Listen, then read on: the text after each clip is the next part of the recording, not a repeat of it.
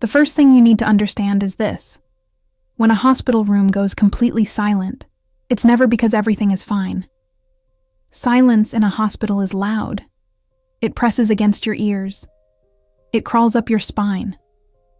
And the night that room went silent, I knew, before anyone said a word, that something had shifted in a way none of us could undo. I've been a nurse for a long time. Long enough to know the difference between calm and denial. Long enough to recognize the subtle moment when authority stops mattering and reality takes over. And long enough to know that sometimes, the most dangerous thing in a hospital isn't a condition. It's certainty. That night started like dozens of others. Busy. Overcrowded. Phones ringing too often. The smell of disinfectant hanging in the air, mixed with stale coffee and exhaustion. I remember adjusting my badge at the start of the shift, taking a breath that didn't quite reach my lungs, and telling myself the same lie I always tell myself. Just get through the next 12 hours. I didn't know then that one moment, one conversation, would follow me home, sit with me in silence, and change the way I look at my job forever. The patient was already in the room when I came on shift. Middle-aged, quiet, alert enough to answer questions, polite enough to apologize every time we checked on him. Those are the ones that make me nervous. The ones who don't complain. The ones who smile through discomfort like they don't want to be a burden. I checked his vitals. Nothing dramatic. Nothing that would set off alarms. But something felt off. Not urgent. Not obvious. Just wrong in a way I couldn't put into numbers. When I noticed it, I brushed it aside at first. Nurses are taught to trust data, to chart what we can prove. A feeling doesn't go into the system. A gut reaction doesn't show up on a monitor. Still, I found myself going back into the room more often than necessary, asking casual questions, watching his breathing when he thought no one was looking, listening, not just to what he said, but how he said it. And every time I left the room, that unease followed me. I mentioned it to the doctor during rounds. Not dramatically, not emotionally. I chose my words carefully, the way you do when you don't want to sound inexperienced or dramatic. I'm a little concerned about him, I said. He looks stable, but something doesn't feel right. The doctor barely looked up from the chart. He's fine, he said. Flat, certain. Everything checks out. That should have been the end of it. Technically, it was. Doctors outrank nurses. That's the structure. That's the hierarchy we work under every day. But hierarchy doesn't feel so solid when you're the one standing at the bedside, watching someone's color change under fluorescent lights. As the hours passed, the room grew quieter. Not literally. Monitors still beeped, carts still rolled by. But there was a heaviness in the air. The kind that makes your shoulders tense without realizing it. I remember the exact moment I knew I couldn't ignore it anymore. I was adjusting his IV when he looked at me and said, very calmly, "Something feels different. Not pain, not fear, just different." My stomach dropped. I checked everything again. Vitals, skin, response. Still nothing obvious. Still nothing I could point to and say, "This is it. This is why I'm worried." But I've learned that sometimes the body whispers before it screams. I went back to the doctor. This time, I was more direct. "I really think we need to reassess," I said. "He's not the same as he was earlier." The doctor sighed. Actually sighed. Loud enough for me to hear it. "He's anxious," he said, "and you're reading into it." That stung more than I expected. Not because I've never been dismissed before, I have, but because in that moment, it felt like he wasn't just dismissing my concern. He was dismissing my experience, my presence, my role. I stood there for a second longer than was comfortable. "With respect," I said, my voice tighter than I wanted it to be. "I'm not." That was the moment the tension entered the room. You could feel it shift. A subtle line crossed. A nurse pushing back. a doctor not used to being questioned. He looked at me then, really looked at me, and his expression changed, not to concern, but to irritation. "I said he's fine," he replied. "Let's not create problems where there aren't any." I walked away, but my hands were shaking. This is the part people don't talk about. The internal battle. The calculation. Do I push harder and risk being labeled difficult? Or do I stay quiet and hope I'm wrong? I've seen what happens to nurses who get that reputation. Fewer opportunities, less support, subtle exclusion that no one ever admits to. But I've also seen what happens when no one speaks up. So I did something that still makes my heart race when I think about it. I documented everything. Every observation. Every comment. Every change, no matter how small. I checked on him again. And again. And again. The room felt smaller each time I entered it. Then it happened. It wasn't dramatic. No shouting. No alarms blaring at first. Just a moment where his expression changed. His eyes widened slightly. His breathing shifted. I was already there. That's the only reason it didn't take longer to notice. I called for help. The doctor came in, clearly annoyed at being interrupted again.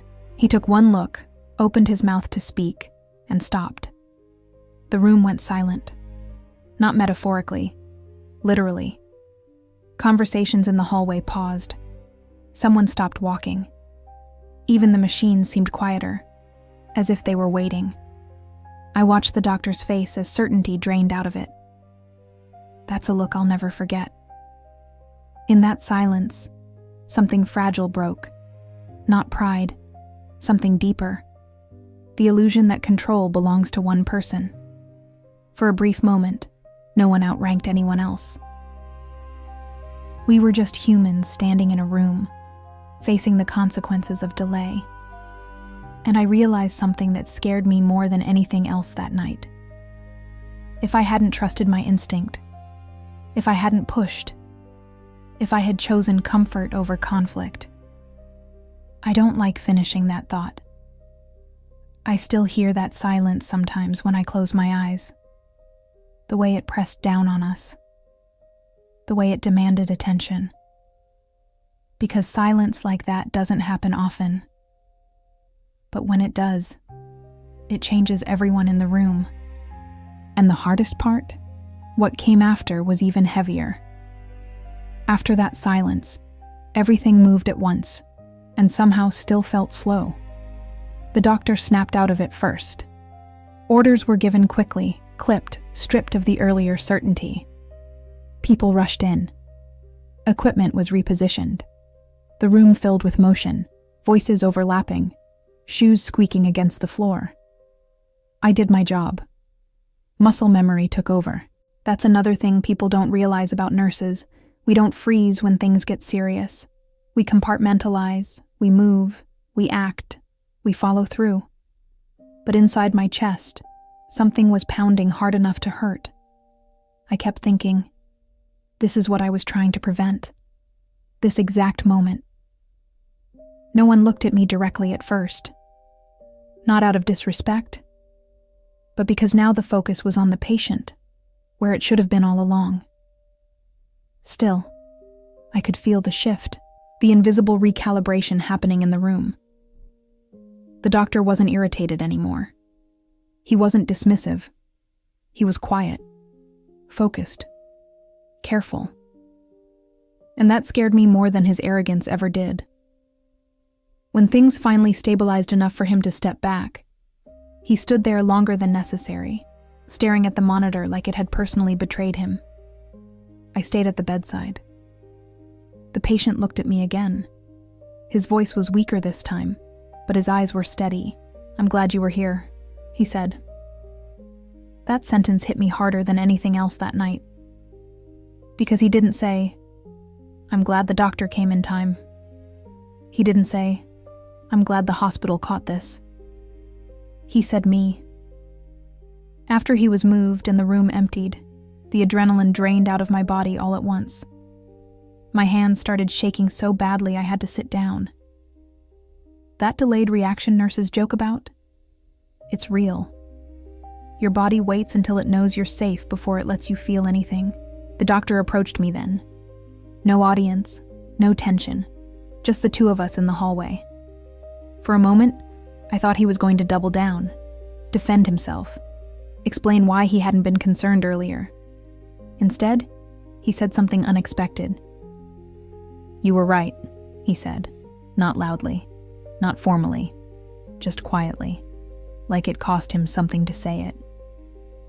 I nodded, not because I needed validation, but because I didn't trust my voice not to shake. There was a long pause after that, an uncomfortable one. Then he added, "I should have listened sooner." That was it. No apology, no justification, just an acknowledgement. And honestly, that was enough. Because this isn't about winning arguments. It's about time, about minutes, about moments you don't get back once they're gone. The rest of the shift passed in a blur, charting, rechecking, moving from room to room like nothing monumental had just happened.